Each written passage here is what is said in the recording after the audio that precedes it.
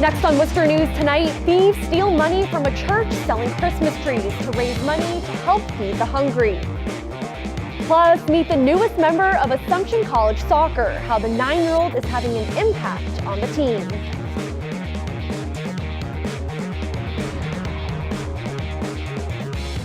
Good evening. Thanks for joining us. I'm Olivia Lemon. Developing tonight on Beacon Hill, Stan Rosenberg officially taking a leave of absence as Massachusetts State Senate President. The move comes as two of the state's top law enforcement officials prepare to investigate allegations of sexual misconduct against his husband. Now, a veteran state senator from Worcester is stepping in as the acting president. Michael Rosenfield has more. After a marathon session Monday, state senators emerged and voted for Senator Harriet Chandler to take over as acting president. This after Senator Stanley Rosenberg told his colleagues he would relinquish the top job as the investigation into his husband's behavior gets underway. The circumstances that have led us today to this point are unprecedented and they're unfortunate. But choices had to be made, and today we've chosen to move on and to move forward. Also Monday, the state's Attorney General and the Suffolk District Attorney said they are launching a joint criminal investigation. Rosenberg's husband, Brian Hefner, is accused of sexually harassing and assaulting 4 men who told their stories to the Boston Globe. Hefner apparently told the alleged victims that sexual favors could lead to political influence on Beacon Hill.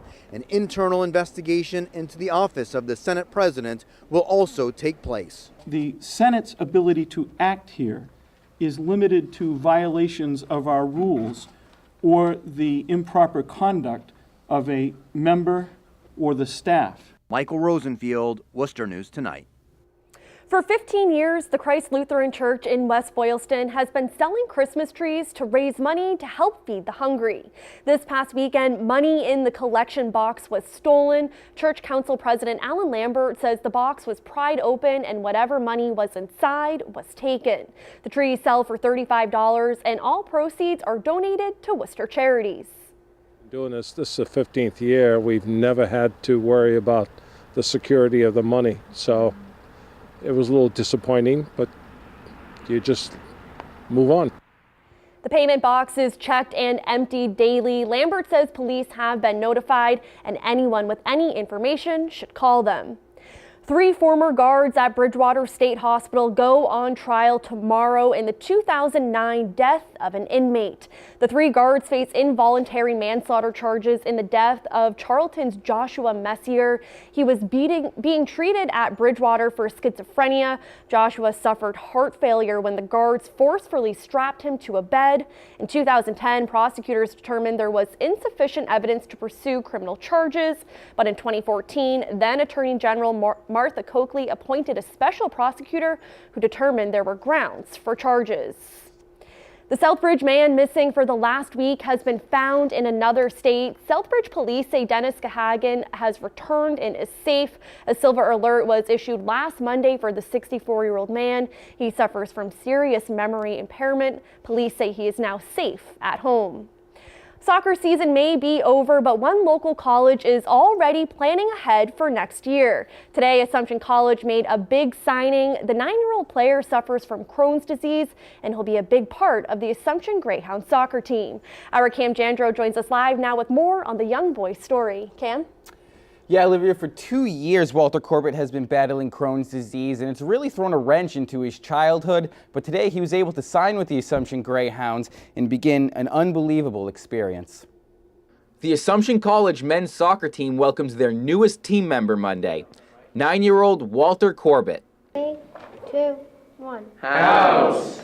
Walter was diagnosed with Crohn's disease in December of 2015 and was in and out of the hospital for months. His mother, Maria, says this is a chance for her son to feel like a normal 9-year-old boy. He was kind of upset that he couldn't play football or be a part of a team with kids his own age. So this gives him the opportunity to be able to participate and be a part of something special. Walter was drafted by the Greyhounds as part of Team Impact, a nonprofit organization which aims to improve the lives of children facing chronic or severe illnesses. Coach DJ CORRAO hopes the team can provide something special for Walter. Our biggest goal is to make him feel like as much of a teammate as we can, to hopefully let him open up to our team, to kind of be able to express himself and kind of figure out kind of, a little bit more about his personality.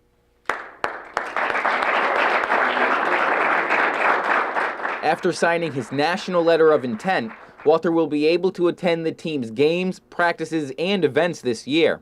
Teammate Matthew Skydell says Walter helps break the tension in the locker room. Having Walter visit for the day gives us a minute to step back and breathe and kind of relax, and taking away whatever stress we have from our lives.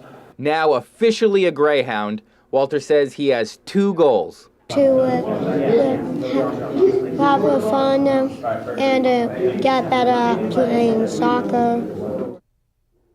Now, CORRAO says after seeing the football team and the baseball team go through similar processes, it was just an opportunity they couldn't pass down. And Olivia, if you go to an Assumption College game next year, you might see him on the sidelines. All right, thank you, Cam. What a great program. Police are investigating a deadly pedestrian accident in Worcester. According to Worcester police, just after 6:40 a.m., a person was struck and killed by a vehicle while crossing at the intersection of Shrewsbury and Belmont Streets. Investigators spent several hours at the scene. A Worcester man is sentenced to state prison for his role in the shooting death of a former North High School athlete. Emil Encarnacion was sentenced to 18 to 23 years in state prison Monday. He pled guilty to manslaughter and firearm charges in the 2015 shooting death of 18-year-old Samuel Castro. He was facing a first-degree murder charge prior to making the plea. Encarnacion is one of 4 people charged in Castro's death. The holiday season is among us, and with this time of year comes online shopping and an increase in package deliveries. As our Brittany Schaefer explained, some central Massachusetts police departments are warning residents to be vigilant with packages because they are starting to see an increase in theft. Donna Sanford no longer gets packages delivered to her Worcester home because she says they keep getting stolen. This has happened like 4 times. I had a package dropped off about 2 weeks ago and it's disappeared and nobody can find it, and the postman said he delivered it, but it's not there.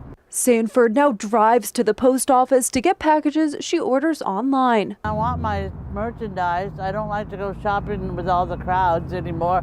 I love online shopping, so I come like every other day because I order stuff online all the time. Police departments in central Massachusetts are warning residents to protect their mail during this busy holiday season. The volume of packages is very high now, so it is something we see regularly. Unfortunately, it's prime time. We just had a FedEx driver call because there was a car behind them for quite a while, so they called us to go and check them out. They'd gone prior to us arriving, but they were conscientious of it too, so the drivers are looking out for it as well. Police say there are a variety of steps residents can follow to ensure their package's safety. You have the option of having somebody sign for the package, so it's much harder for it to happen then, obviously. Also, you can leave special instructions for example, the person dropping it off can drop it off around the side of the house, somewhere less visible. Maybe if there's somebody that can maybe grab that package and safekeep it for you. Another thing is, if you shop at Amazon, they have this new thing called a locker, that you can have it shipped to the locker and they'll send you a code. It's secure, and you have 3 days to go pick it up. Or you could try what Sanford does. She's asked the post office to stop delivering to her home to make sure no one gets to her packages before she does. I wouldn't steal theirs. I don't want them to steal mine.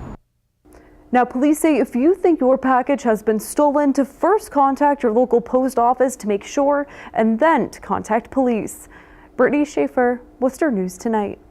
Thank you, Brittany.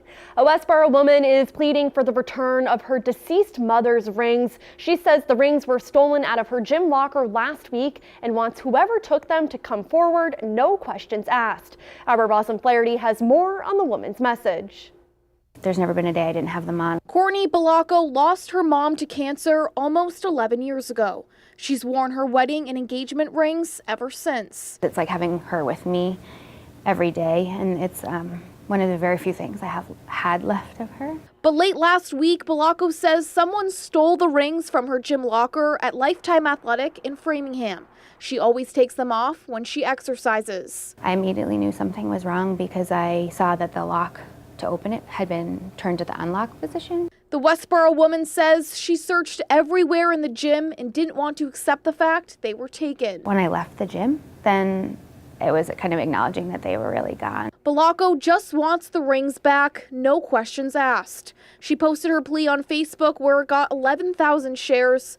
Bellocco never insured the jewelry. She says it's not about the money. To her, the rings are irreplaceable. I don't want new rings. I don't want the money for new rings. I would feel like it would be a constant reminder of the loss if I were to wear something in its place. And hopes whoever took them comes forward and does the right thing. I really do understand that people make poor choices all the time. I just want that person to know what they meant to me and to find some kind of compassion and empathy in their heart.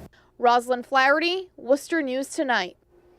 UMass Medical School and UMass Memorial Medical Center raising a record amount of money at its 9th annual Winter Ball. The premier fundraising gala raised more than $1.4 million. The annual ball supports the mission of the Academic Health Sciences Center. This is the second straight year they have crossed the $1 million threshold.